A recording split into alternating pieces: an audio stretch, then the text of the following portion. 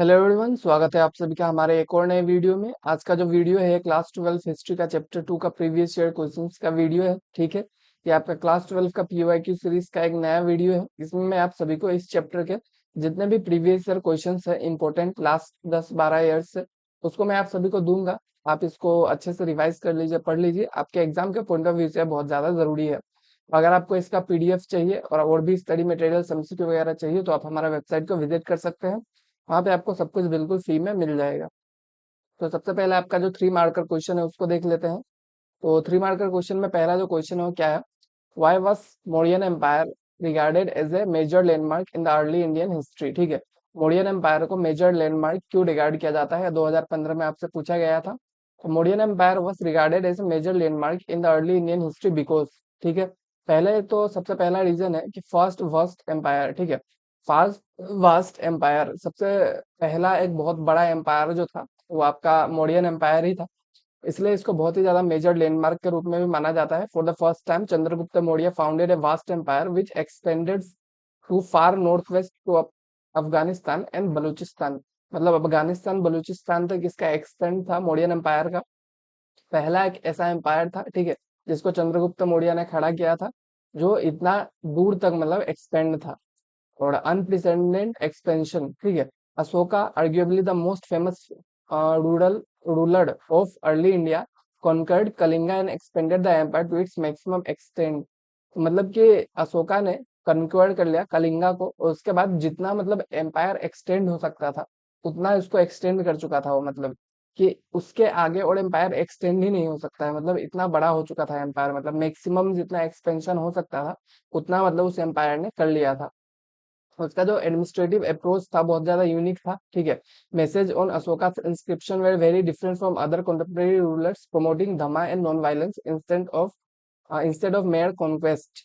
तो जो इसका एडमिनिस्ट्रेटिव अप्रोच था बहुत ज्यादा अलग था। अशोका का जो इंस्क्रिप्शंस वगैरह है उसमें मैसेजेस जो दिया गया है बहुत ज्यादा अलग अलग था। ठीक है, जो बाकी रूलर्स थे उनसे बहुत ज्यादा अलग जो था अशोका का या फिर पूरा मौर्यन एम्पायर का रूलिंग था, इसलिए भी ये बहुत ज्यादा इंपॉर्टेंट है हम लोगों के इंडियन हिस्ट्री में। तो सेकंड जो चीज है क्या है? Why is the 6th century BC often regarded as a major turning point in the early Indian history? ठीक है, जो आपका 6th century BCE है वो बहुत ज्यादा इंपॉर्टेंट माना जाता है, मेजर टर्निंग पॉइंट माना जाता है अर्ली इंडियन हिस्ट्री में। इसका रीजन क्या है? तो ये बहुत ही ज्यादा इंपॉर्टेंट क्वेश्चन है, ये इस बार भी आया था आपका 2025 में भी। 6th century BC is regarded as a major turning point in early Indian history because political and economic development। तो उस टाइम में बहुत सारे पॉलिटिकल और इकोनॉमिक डेवलपमेंट्स हमें देखने को मिला। ठीक है, जैसे कि it is an era associated with early states, मतलब महाजनपद वगैरह स्टार्ट हुए, cities, growing use of iron, development of coinage, ये सब जो डेवलपमेंट हमें पॉलिटिकल और इकोनॉमिक स्फेयर में देखने को मिला। उसके बाद कुछ रिलीजियस रेवोल्यूशंस वगैरह थे, जैसे कि this era witness the growth of diverse system of thoughts like Buddhism and Jainism. तो इसके बाद ही मतलब, ठीक है, 6th century के बाद ही हमें बुद्धिज्म जैनिज्म ये सब भी देखने को मिला। ठीक है, बुद्धिज्म जैनिज्म जैसे थिंकिंग्स हमें देखने को मिला है। बुद्धा जैन धर्म के मतलब आपके जो रिलीजियस स्कॉलर्स वगैरह थे या फिर मतलब जो आपका स्पिरिचुअल गुरु वगैरह थे, तो उनका जो थिंकिंग था वो हमें इस टाइम के बाद देखने को मिला है। इससे मतलब बहुत ज्यादा चेंजेस रिलीजियस सेक्टर में हमें देखने को मिला। उसके बाद आपका टेक्नोलॉजिकल एडवांसमेंट भी हुआ, जैसे कि आयरन एक्सेस फ्लो, मतलब जो हल होता है आपका ये कुठाल जिसको बोलते हैं, आयरन एक्स, मतलब एक्स आपको पता ही होगा, come into use, making it easier to clear forests around the mid-Gangetic plains and increase agriculture productivity। तो जो इस टूल्स के आने की वजह से क्या हुआ, आपका फॉरेस्ट वगैरह क्लियर करना आसान हो गया। आपका जो प्लेन्स जो है मिड गंगेटिक प्लेन्स, उस एरिया में मतलब एग्रीकल्चर प्रोडक्टिविटी बहुत ज्यादा बढ़ने लगा, पॉपुलेशन जो है ग्रो होने लगा। तो ये सब जो है मेजर चेंजेस हमें देखने को मिला 6th century के बाद, जिसकी वजह से Indian early early Indian history को इसका टर्निंग पॉइंट कहा जाता है। मतलब अर्ली इंडियन हिस्ट्री का टर्निंग पॉइंट हम लोग कहते हैं इस टाइम को। जो थर्ड चीज है वो क्या है? Why is James Prinsep contribution considered as the historic development in the Indian epigraphy? तो जेम्स प्रिंसेप का जो कंट्रीब्यूशन है उसको हम लोग बहुत ही ज्यादा इंपॉर्टेंट कंसिडर करते हैं, ऐसा क्यों है? तो सबसे पहले आप ये जान लीजिए जेम्स प्रिंसेप कौन था। तो James Prinsep was an officer in the mint of the East India company.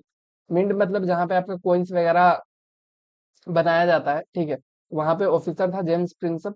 तो इसका उसका कॉन्ट्रीब्यूशन क्या था? कॉन्ट्रीब्यूशन जेम्स प्रिंसेप का, script decipherment, he deciphered two ancient script Brahmi and Kharoshthi.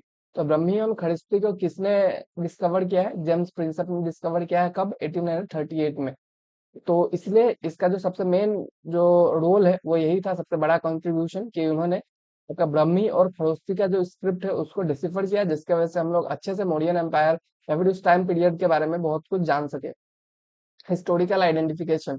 He identified that names like Piyadasi meant pleasant to behold and connected it with Asoka mentioned in Buddhist texts. तो उन्होंने ही मतलब ये जो names है, ठीक है, उन सब चीजों का आइडेंटिफिकेशन किया कि इन वर्ड्स के क्या मतलब हो सकता है, किससे कनेक्टेड हो सकता है, इन सब चीजों के बारे में उन्होंने ही बताया था।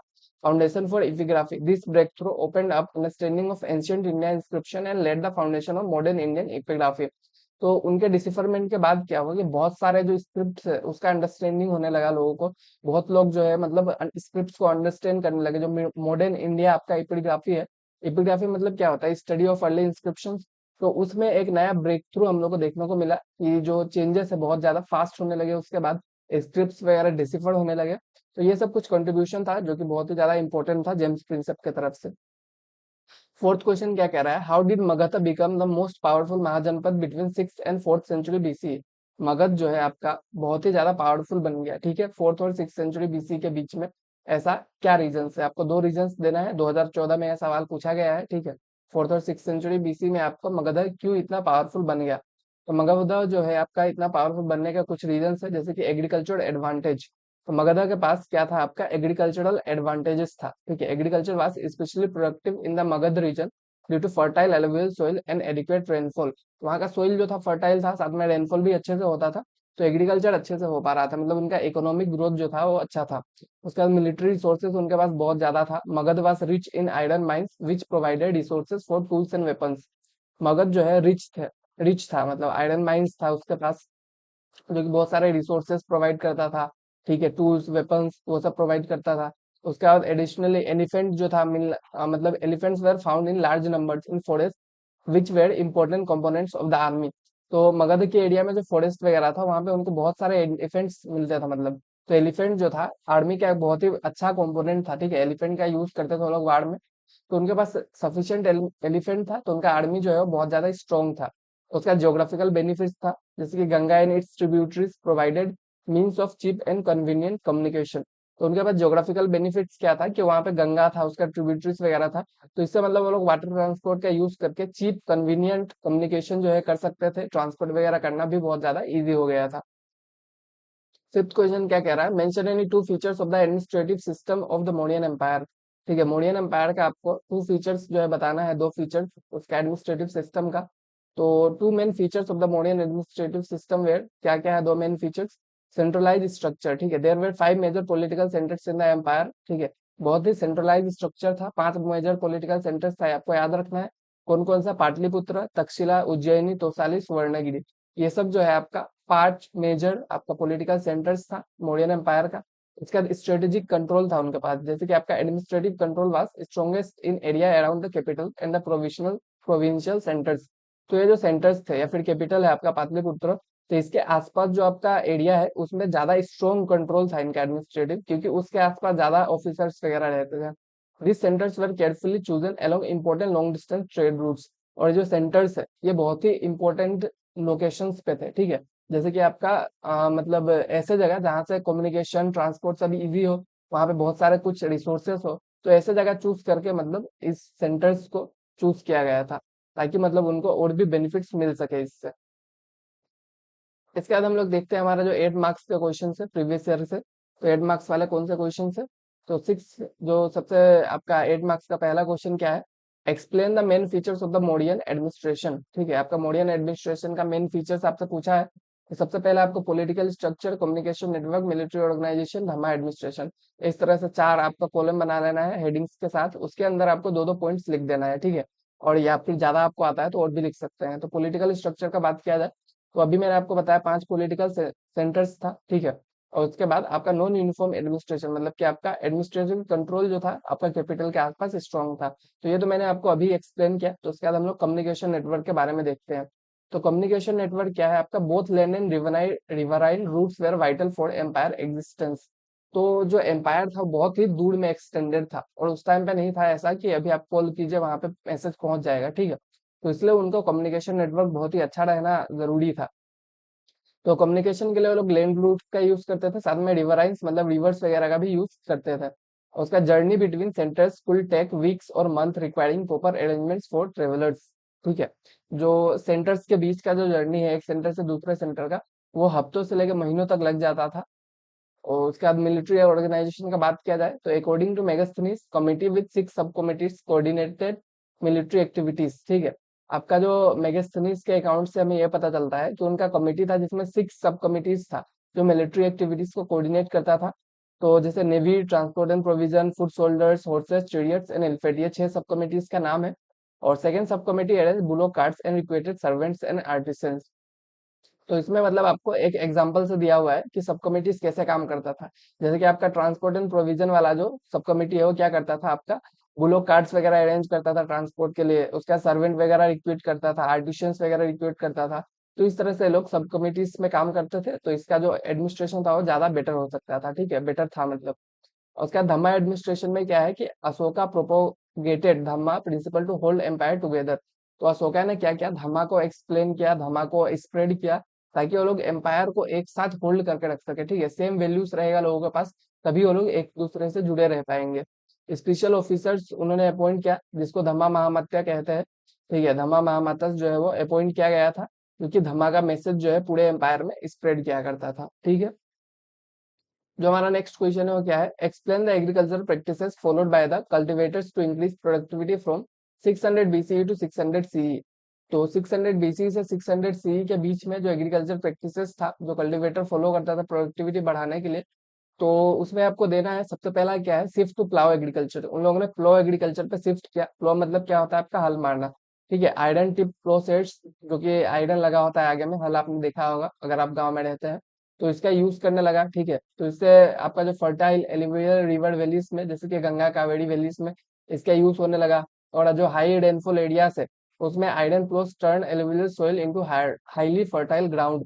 तो आयरन प्लोस की वजह से जो आपका एलिवियल सोइल है वो बहुत ही ज्यादा फर्टाइल ग्राउंड में कन्वर्ट होने लगा। उसके बाद उन लोगों ने और एक नया टेक्नोलॉजी यूज किया, वो था आपका पेडी ट्रांसप्लांटेशन का। ठीक है, पेडी ट्रांसप्लांटेशन क्या होता है कि बीज को आप पहले गिरा लेते हैं, उसके बाद जब बीज थोड़ा बड़ा हो जाता है तो उसको दूसरे जगह पे रोप देते हैं। तो उसी को ट्रांसप्लांटेशन कहते हैं, उसी को अभी भी हम लोग फॉलो करते हैं। ठीक है, तो advance technique wet seeds were first broadcasted then sapling transplanted, मतलब मैंने आपको जो बोला कि सीड्स को पहले गिराया जाता है। ठीक है, जब वो उसका जम जाता है, थोड़ा बड़ा हो जाता है, तो उसको हम लोग अलग जगह पे लगा देते हैं। तो इससे क्या होता है, आपका सर्वाइवल रेट ज्यादा हो जाता है। सेपलिंग्स का जो प्लांट्स होता है वो ज्यादा सर्वाइव कर सकता है, ज्यादा जिंदा रह सकता है। नहीं तो आपको नॉर्मली अगर पहले वो लोग जो खेती करते थे उसमें जो प्लांट्स है वो मर जाता था, और इससे ईल्ड भी बढ़ गया, मतलब जो प्रोडक्शन है वो भी बढ़ने लगा। और इससे मतलब क्या हुआ कि आपका required high degree of manual labour but give better results. तो इसमें आपको लेबर बहुत ज्यादा चाहिए होता था, ठीक है, नॉर्मली से, बट इसमें आपका जो रिजल्ट था वो बहुत ज्यादा हुआ करता था। तो लेबर जो है यूज होता था, उससे आपको रिजल्ट बहुत ज्यादा मिल पाता था। उसके बाद इरिगेशन सिस्टम जो है वो इम्प्रूव हुआ, जैसे वेल्स, टैंक्स, कैनल्स, ये सब कंस्ट्रक्ट किया गया। कम्युनिटीज ने, इंडिविजुअल्स ने, सबने मिलकर सब कंस्ट्रक्ट किया। ठीक है, Kings and elites also develop irrigation works. Kings ने, इलाइट्स ने, जो भी मतलब बड़े बड़े लोग हैं, उन लोगों ने क्या किया, इरिगेशन वर्क्स को डेवलप किया। ठीक है, मतलब इरिगेशन वगैरह डेवलप किया। उसके बाद इन सब चीजों के बारे में हमें कैसे पता चलता है कि उन लोगों ने डेवलप किया है, तो वो सब जो है इंस्क्रिप्शंस वगैरह में रिकॉर्डेड है। उसके बाद irrigation crucial for areas with irregular irregular rainfall. तो ऐसे एरिया जहाँ पे रेगुलर रेनफॉल नहीं होता है वहां पे आपको इरिगेशन बहुत ज्यादा क्रूशियल होता है। इरिगेशन वहां पे बहुत इंपॉर्टेंट होता है। तो इरिगेशन सिस्टम का बहुत ही ज्यादा डेवलपमेंट इस टाइम में हमें देखने को मिला है। उसके बाद अगर सोशल इम्पैक्ट का बात करें तो this technology increase production but created social differentiation. तो अगर आपको देखा जाए तो ये जो नया टेक्नोलॉजीज था इससे क्या हुआ, आपका प्रोडक्शन तो बढ़ गया बट आपका सोशल डिफरेंशिएशन भी बहुत ज्यादा बढ़ने लगा। ठीक है, large land holders and village headman emerged as powerful figures. जो आपका बड़े बड़े लैंड लॉर्ड्स थे या फिर विलेज हेडमैन थे जिनके पास ज्यादा पैसा था पहले से, वो लोग ज्यादा टेक्नोलॉजी इंप्लीमेंट कर सकते हैं, तो लोग जो है पावरफुल लोग बनने लगे। ठीक है, they exercise control over cultivator and agriculture labourers. तो जो एग्रीकल्चर लेबरर्स वगैरह थे, कल्टीवेटर था, उस पे वो लोग क्या करने लगे, कंट्रोल करने लगे। ठीक है, तो इससे सोशल हायरार्की बिल्ड होने लगा। तो यही था आपका एग्रीकल्चर प्रैक्टिसेस के बारे में। इतना आप लिख देंगे तो आपको अच्छा खासा मार्क्स जो है इसमें मिल जाएगा।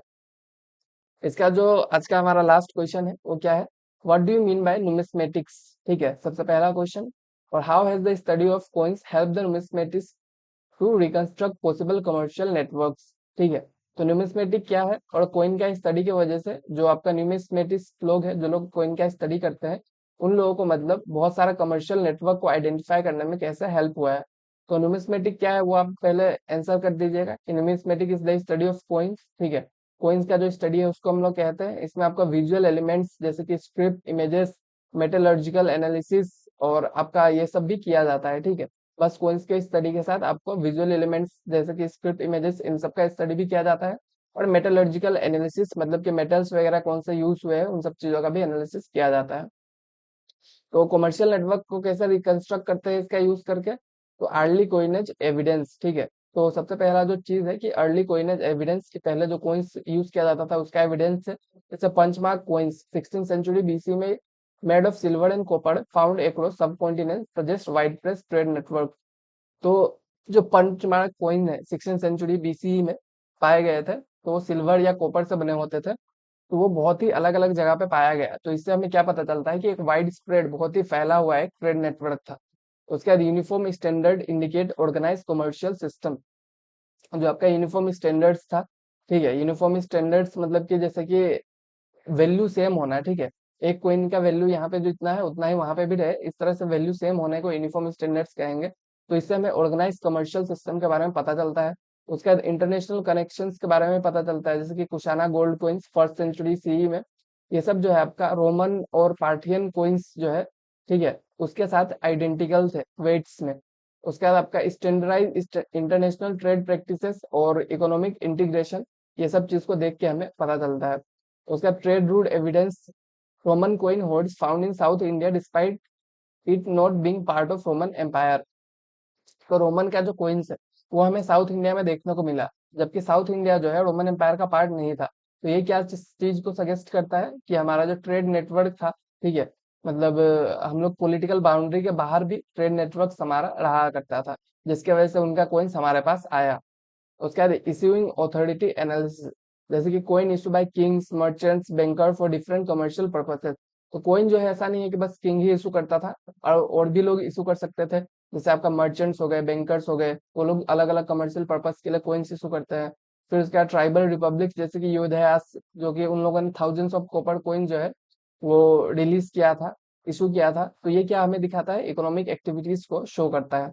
उसके बाद मटेरियल एनालिसिस, जैसे कि आपका metal composition studies reveal trade sources, nickel traces in copper suggesting Omani connection. ठीक है, wear patterns indicate circulation routes and frequency of use. तो आपका मटेरियल भी एनालिसिस किया जाता है, ठीक है, कि कौन कौन से मेटल्स वगैरह यूज किया जाता है। तो इन सब से भी हमें कुछ चीजों के बारे में पता चलता है कि उनका इकोनॉमी किस टाइप से था। अगर वो लोग ज्यादा गोल्ड कॉइन का यूज कर रहे हैं तो ऑब्वियसली उनका इकोनॉमी जो है ज्यादा प्रोस्पेरस रहा होगा, क्योंकि उनके पास ज्यादा वेल्थ था, इसलिए वो लोग गोल्ड कॉइन का यूज कर पा रहे थे। तो इस तरह से जो है कोइन का यूज करके जो आपका कमर्शियल नेटवर्क है उसको रिकंस्ट्रक्ट किया जा सकता है। और यही था आज का हमारा लास्ट क्वेश्चन। आज के वीडियो में इतना ही था, बाकी आप जो है हमारा वेबसाइट को विजिट कीजिए thesocialclass.in। वहाँ पे आपको बहुत सारे study material, CUET, NCET boards का प्रिपरेशन आपको वहाँ पे फ्री ऑफ कॉस्ट मिल जाएगा। तो आप वहाँ पे विजिट कीजिए, स्टडी मटेरियल्स कलेक्ट कीजिए और पढ़ना शुरू कीजिए। ठीक है, आज का जो वीडियो था यहीं पे खत्म होता है। Thank you all.